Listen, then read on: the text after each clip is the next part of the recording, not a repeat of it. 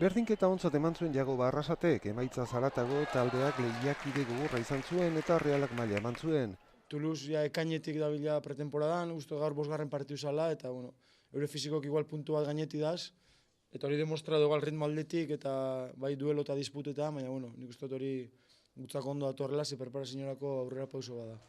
Bereziki lehen erdian leku hartzeak kosta zitzaion, Toulousen erritmo eta intentsitatea zailtasunak eragin zituen, baina erasoan kolpe izaten jarraitzen du Realak eta Griezmannek elustu ondoren baloi ederra baliatuz aurretik jarri zuen taldea.